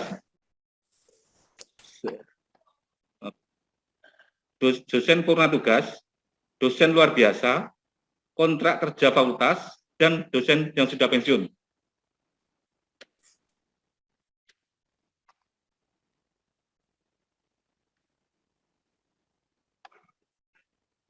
Rincian peran BKD. Jadi Bapak Ibu ada 5 unsur peran di mana dosen tugas perannya adalah mengisi portofolio di sister PT setiap waktu dan memutakhirkan data pribadi masing-masing. Jadi misalkan tadi Prof. Antariksa sudah mengingatkan bahwa yang dihitung mulai jabatan fungsional dihitung adalah mulai TMT terakhir jabatan fungsional, misalkan dari makanya perlu dicek Bapak Ibu di sistem masing-masing apakah sudah benar TMT jabatan fungsional itu tersebut sesuai dengan TMT jabatan Bapak Ibu yang sudah pegang terakhir kalinya. Lalu melakukan pengisian dan verifikasi laporan kerja dosen setiap periode dibuka untuk pelaporan. Jadi kita nanti mungkin dalam 1 tahun nanti akan menyelenggarakan 2 kali, di mana setiap akhir semester dan awal semester nanti ada rencana kerja dosen. Sedangkan kedua adalah perannya sebagai asesor, melakukan penilaian LKD dari Bapak Ibu dosen. Ketiga, peran unit BKD internal prodi, di mana nanti dari fakultas nanti akan menyerahkan data nama-nama pegawai untuk kita plotting menjadi internal BKD prodi, di mana nanti akan melakukan plotting asesor untuk nilai LKD dan melakukan penyimpulan LKD-nya. Nanti dilakukan oleh fakultas. Terserah fakultas mau dilakukan oleh fakultas atau dilakukan oleh prodinya. Lalu ketiga adalah unit BKD internal PT. Nanti yang BKD internal PT adalah melakukan pembukaan periode BKD per semester, menentukan penandatangan untuk pengesahan BKD, rekap tingkat PT, melakukan plotting asesor untuk nilai LKD-nya, melakukan penyimpulan LKD, dan melakukan penarikan data asesor di luar PT untuk menilai LKD. Jadi mungkin yang poin terakhir itu tidak ada karena kita semua sudah cukup untuk asesor yang di dalam UB saja. Ketiga adalah admin PT dan TIK. Admin PT nanti dan TIK nanti akan membuat dan menambahkan pengguna dengan peran sebagai unit BKD internal PT atau unit BKD internal Prodi pada manajemen akses. Melakukan sinkronisasi pada aplikasi sister dan feeder PD Dikti. Jadi setiap saat memang sudah kami lakukan bahwa setiap saat, setiap waktu itu nanti kita sudah lakukan sinkronisasi data, jadi mengambil data dari PD Dikti, baik itu data semua data, baik itu data validasi dari Dikti maupun data dari pengajaran, penguji, dan pembimbing. Menjamin pasok data bagi feeder di PD Dikti. Mengintegrasikan sistem akademik lokal dengan feeder PD Dikti. Mengadministrasikan instalasi sistem dan aksesnya.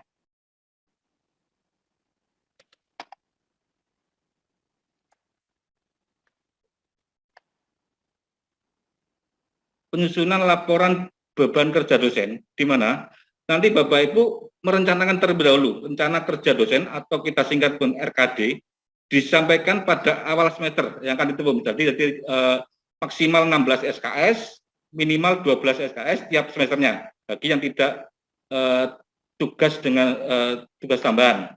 Untuk yang tugas tambahan cukup 3 SKS saja.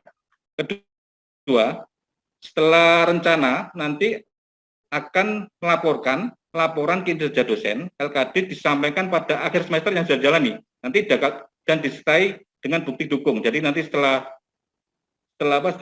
selesai, nanti Bapak Ibu klaim di layanan BKD, diklaim, setelah itu diklaim, nanti upload data-data yang pendukungnya. Semuanya dilakukan melalui sister UBSID. Jadi memang ada dua alamat, di mana sister UBSID dan sister Kemdikbud Go ID. Tapi yang kita pakai adalah sister UBSID karena sudah sinkron dengan sister Kemdikbud sebenarnya.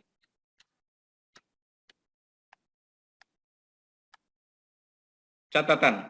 Jadi untuk tadi saya sampaikan oleh Prof. Antariksa bahwa pengajaran, pembimbing, penguji diambil PD Dikti, dan juga untuk aktivitas kemahasiswaan juga dari feeder PD Dikti, di mana feeder PD Dikti untuk pembimbing, penguji, dan aktivitas kemahasiswaan oleh baik oleh kemahasiswaan maupun dari akademik di prodi maupun di jurusan. Lalu untuk Bapak Ibu yang untuk tugas belajar, mohon dicek kembali status keaktifannya, apakah sudah sesuai. Misalkan Bapak Ibu sudah aktif, tapi data di sistem masih tugas belajar, mohon segera melaporkan ke bagian kepegawaian fakultas, dan nanti bagian kepegawaian fakultas akan melaporkan ke bagian kepegawaian kantor pusat untuk diupdate datanya menjadi aktif.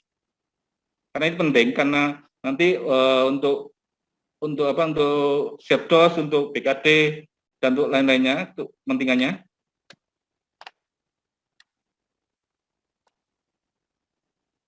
Dan untuk catatan kewajiban khusus fungsional tadi, jadi sesuai yang Prof. Antariksa sampaikan bahwa per 3 tahun berdasarkan tanggal SK fungsional terakhir akan dilakukan pengecekan portfolio, maka mohon dicek kembali TMT SK fungsional Bapak Ibu di sister, apakah sudah sesuai atau belum. Kalau belum silakan diupdate sesuai yang terbaru atau terakhir. Jadi mohon semua data baik itu fungsional, pangkat, itu dicek apakah sudah yang terupdate. Jadi untuk yang sebelum-sebelumnya mungkin sambil jalan, yang penting data terakhir Bapak Ibu yang perlu diupdate-nya.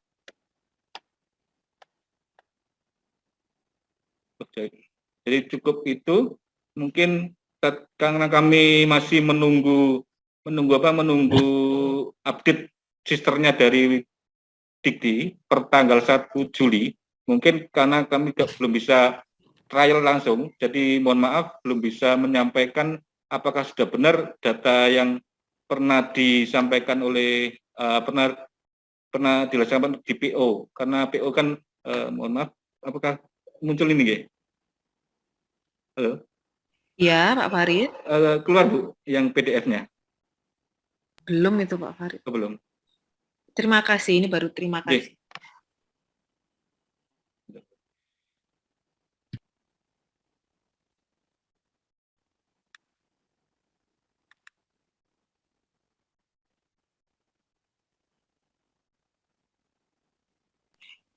Sampun nggih? Sudah muncul halaman Oh, ya. rekap kegiatan. Ya. Ya, jadi ini nanti rencana, jadi Bapak Ibu nanti seperti saya katakan tadi bahwa pertama kali dilakukan adalah merencanakan kegiatan Tridharma di awal semester. Jadi sudah ada biodatanya, apakah sudah benar biodata ini, dan status dosennya dipilih, apakah dosen dengan tugas tambahan atau dosen biasa, atau dosen lektor kepala dengan tugas tambahan atau lektor kepala biasa. Lalu jabatannya ini, status serdosnya, apakah sudah serdos atau belum, nanti bisa dicek di sistemnya Bapak Ibu, diklaim di layanan BKD, tapi ini belum bisa dilakukan. Mungkin kemarin saya dapat surat pemberitahuan bahwa dimulai per 1 Juli untuk layanan BKD-nya. Ini juga nanti status keaktifannya silakan dicek, silakan dipilih apakah aktif atau tugas belajar. Dan untuk yang izin belajar juga nanti harus mengisi BKD seperti dosen aktif. Nanti setelah rencana selesai, dimasukkan semua tridharmanya, nanti Bapak Ibu akan melakukan klaim di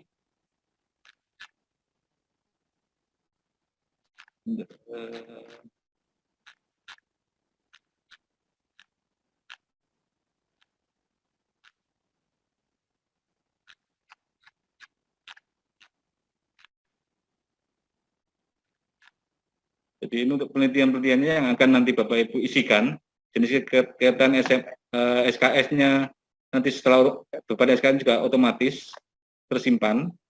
Nanti setelah rencana akan melakukan laporan kinerja dosen, itu nanti beserta setelah ini masukkan, nanti Bapak Ibu akan mengupload data pendukungnya. Jadi cukup itu mungkin Dr. Delia yang kami sampaikan. Mungkin ada pertanyaan? Ya, Ya, terima kasih. Ya. Ya. Ada beberapa pertanyaan di chat. Kita mulai diskusi 10-15 menit ya maksimal Pak Farid ya. Selamat sore dari Bu Leni. Saya ingin tanya untuk status kepegawaian di profil diupdate oleh siapa? Karena tidak bisa diupdate atau diedit. Terima kasih. Profil status kepegawaian. Jadi di profil itu diupdate itu oleh siapa? Katanya tidak bisa diupdate atau diedit. Apakah ada kekeliruan? Ya, kekeliruan pencet. Status kepegawaian itu memang dari kami, dari PDPT Dikti. Dari tim admin PD Dikti yang bisa mengupdate. Silakan melaporkan ke fakultas, kepegawaian fakultas, nanti akan disampaikan dari kepegawaian fakultas akan disampaikan ke pegawaian rektorat. Kalau masih ada yang belum sama datanya. Oh ya, berarti kepegawaian ya, Pak Farid ya? Ya, kepegawaian. Dari Bu Dewi Purnama, yang kedua pertanyaannya, mohon izin bertanya untuk update data sister, kami perlukan data NIDN saat login. Dikarenakan kami belum ada nomor NIDN, bagaimana proses update setelahnya? Jadi yang belum mendapatkan NIDN, silakan mengajukan pengajuan NIDN atau NIDK. Setelah itu, setelah diajukan, nanti akan muncul, itu juga memakan waktu lama, karena sekitar validasi dari juga lama, mungkin lebih dari 1 bulan untuk pengajuan NIDN-nya. Nah itu kalau sudah mendapatkan NIDN, silakan mendaftar di sister. Apabila sampai akhir tahun ini belum mendapatkan NIDN, maka kami belum tahu ini keputusannya gimana. Ya. Untuk yang belum NIDN. Ya, terima kasih Pak Farid. Ya, soalnya ada yang komen juga, ada yang mengirim berkas dari Januari. Berarti mohon bersabar gitu jawabannya Pak Farid ya. Bersabar. Ya, siap. Dari Heri Kristianto, mohon izin bertanya, bagi dosen yang sedang tugas belajar, mulai berlaku untuk melaporkan perkembangan studinya tahun akademik kapan, Pak Farid? Mulai genap 2020-2021 di sister nanti di layanan BKD-nya laporannya. Jadi Genap bukan di 2020. ya di sister tapi di layanan BKD-nya. Di layanan BKD Ya, ya Pak Farid ya. Pak Farid izin bertanya, untuk dosen yang tubel wajib melaporkan BKD. Apakah artinya pada waktu tubel tetap dapat serdos? Tidak mendapatkan serdos karena sudah ada peraturan sendiri untuk tunjangan sertifikasi dosen. Karena nanti kan takutnya nanti kan untuk mendapatkan tunjangan serdos itu kan ada 2 tahun BKD.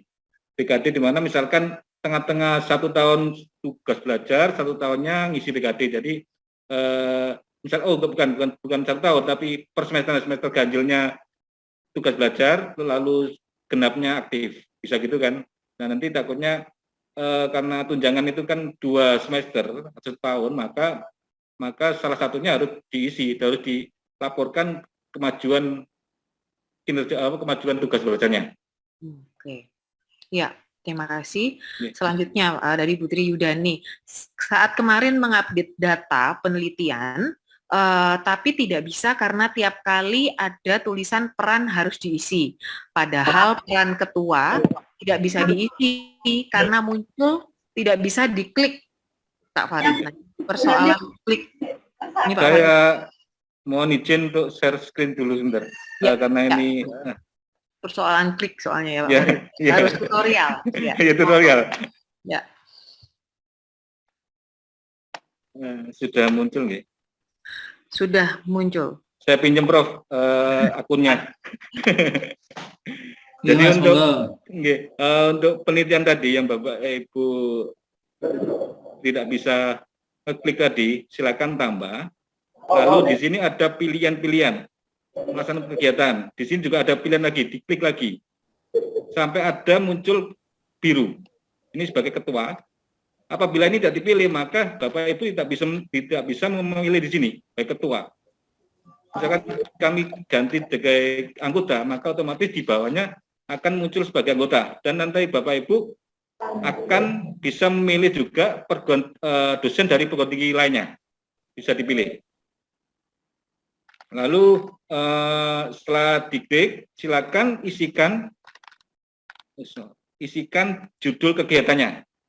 Apabila nanti keluar WOPS gitu, ada peringatan WOPS gitu, nanti berarti otomatis judul kegiatan terlalu panjang, jadi dipersingkat agak persingkat. Dan dan ada tanda merah ini, mohon diisi, wajib diisi.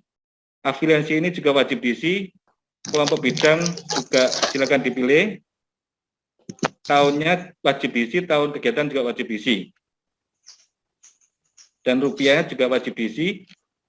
Dan setelah itu silakan ini harus diisi juga. Pilihan file itu harus di-upload. Nama dokumennya harus diisi. Keterangan juga harus diisi, wajib diisi. Dan jenis dokumen juga wajib diisi. Setelah itu simpan. Nanti akan Bapak Ibu silakan untuk bisa otomatis nanti akan masuk ke seperti ini tampilannya. Jadi tadi untuk yang preview Prof. Antariksa tadi sudah mengisi di penunjang. Ini ada preview jurnal seperti ini. Jadi Bapak Ibu nanti bisa menambahkan review jurnalnya, bisa untuk di penunjang, lalu di penunjang lainnya. Bisa ditambahkan untuk penunjangnya. Begitu, Dok. Ya, terima kasih Pak. Kalau misalnya tidak ada kolaborasi, itu berarti kolaborasinya kosongi, dibiarkan saja. Kosongi. Oh, iya. Oh, mungkin karena yang di atas tadi belum saya klik. Dipilih, belum dipilih. Matur nuwun Pak. Bu. Ya jelas ya, memang harus tutorial kalau iya Pak Farid. Pak Farid, ini ada yang bertanya kalau dosen tugas belajar itu kan harus mengisi BKD, nanti data dukungnya kan ST. Sedangkan untuk dosen tubel pengajuan ST tidak bisa diproses katanya. Bagaimana? Bukan ST tapi cuma melaporkan kemajuan itunya, cuma melaporkan kemajuan kinerjanya. Kemajuan studinya aja. Bukan harus ngapus semuanya Tridharma bukan cuma hanya mengupload kemajuan studinya aja di layanan BKD-nya. Di layanan BKD. Iya. Ya, ini dari Bu Lili, izin bertanya data pengajaran dari Sister SKS tertulis utuh, Pak Farid. Apakah nanti bisa dilakukan perubahan atau editing jika perhitungannya berdasarkan tatap muka? Bisa. Tadi di layanan BKD-nya bisa diklaim, itu bisa dirubah untuk SKS-nya. Memang di sister di depan itu, di pengajaran atau pendidikan itu, memang tidak bisa dirubah, tetapi nanti di layanan BKD-nya bisa dirubah. Di layanan BKD-nya. Dan itu harus upload, ya, harus diupload. Ya, tambahan dari Dr. Vera, Pak Farid, ada menu ajukan kalau untuk profil data kepegawaian. Yang tidak ada menu ajukan, hanya penempatan. Ya, memang penempatan itu tadi sudah saya katakan bahwa penempatan itu adalah penempatan prodi, di mana penempatan itu kita dapatkan dari SK dekan atau SK rektor yang dosen tersebut ditempatkan di prodi mana. Jadi semua itu tergantung pimpinan di fakultas masing-masing atau di pimpinan perguruan tinggi. Jadi yang bisa melakukan adalah admin di PD Diktinya di rektorat yang bisa melakukan di penempatan. Melakukan yang di rektorat ya Pak Farid. Ya, rektorat. Ya. Ya, ini masih ada waktu kira-kira 3 menit lagi. Mungkin ini pertanyaannya sudah boleh kalau misalnya langsung mic-nya aja di on kalau mau ada pertanyaan.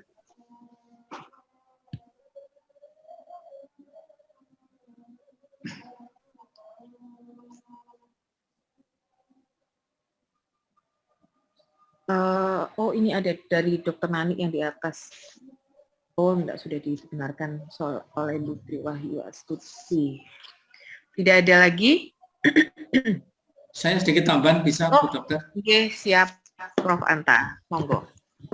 Begini, ya, ini di luar BKD ya, jadi ini berkaitan dengan sertifikasi dosen.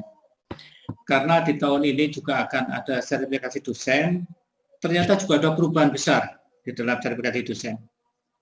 Nah, saya berharap nanti kalau ini masih hadir Bu Wakil Dekan 2 ya, Bu Dr. Rahayu, bahwa ada hal-hal baru yang harus diuploadkan oleh peserta sertifikasi dosen di shadow yang baru tadi. Yang pertama, yang bersangkutan harus menguploadkan bukti 2 tahun BKD-nya.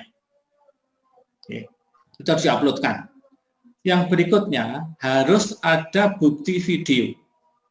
Jadi harus buat video, mengajar, membimbing, pengajaran, penelitian, dan pengabdian. Durasinya kalau tidak salah 10-15 menit, silakan diupload dimanapun, di YouTube juga boleh.